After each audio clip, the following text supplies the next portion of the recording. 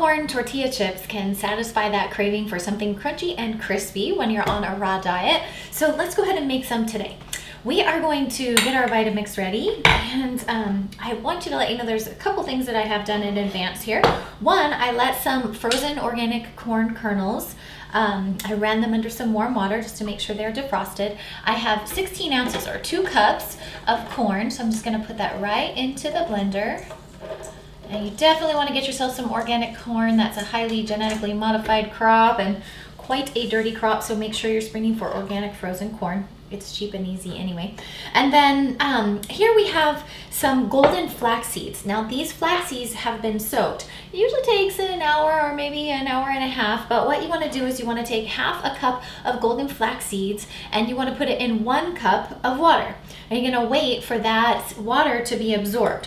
Let me show you how this looks here. I think this might gross some people out if you see this. It looks kind of, gosh, almost mucusy, or like it has some gelatinous sort of texture to the water when it's done. Don't worry about that. That is exactly what we're going for. What that's going to do is give us a nice crispy crunch. When this goes through the dehydrator, combines with the corn and the other spices here, this is what's going to make it really bind together and be nice and crisp and crunchy. So don't worry if it looks like snot, it's okay. We're going to flavor these with just a little bit of onion powder. I'm going to put about a 1/4 teaspoon of onion powder in there. I like to flavor mine with cumin. If you want them spicy, you could add some cayenne. You could go nuts. You could get your raw version of spicy Doritos without all the nasty packaging and the hydrogenated fats and monosodium glutamate and everything else. So you can spice and flavor these however you like. I'm going to keep this relatively simple here.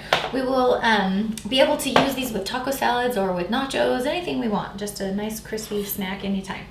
We're going to also add a 1 stalk of celery. Stalk celery looks really good. You can just add the leaves and everything, doesn't matter. The celery gives us a nice taste. You don't really notice the celery taste in the chip itself. It just gives it a nice fresh, you can't quite put your finger on when you taste it, but it makes a big difference. We're going to add 1 teaspoon or thereabouts of sea salt. You definitely want to use a Celtic or Himalayan sea salt. Celtic being the one with the highest mineral content, so use that if you've got it. I just had some Himalayan handy, so we're going to use that.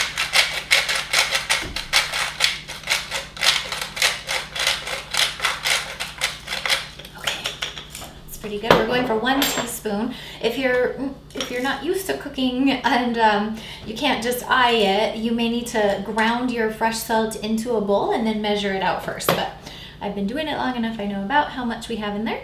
So let's go ahead and put the lid on. And we're going to blend this into a creamy paste. We just don't want to see the seeds or the corn or anything. The flax seeds may still be visible, which is okay, but we're certainly going for an even blend because we're going to spread it on a Teflex dehydrator sheet. So if it is really crunchy or really chunky, sorry, it's not going to dehydrate evenly. So we want this to be a really smooth batter. Let's get it started. Possessed. It has a mind of its own. Look at that lid wiggling off and everything. Okay, we are going to make some room here, and we're going to spread this batter right onto Teflex dehydrator sheets.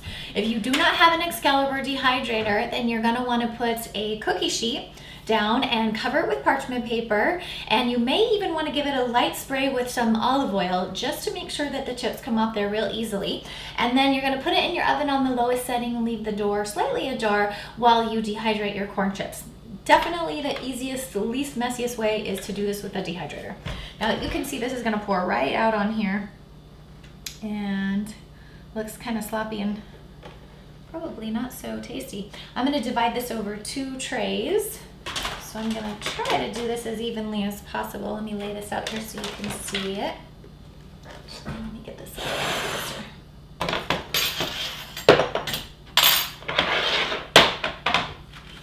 There we go. Okay, so we'll shoot for as even distribution as we can. It doesn't have to be perfect.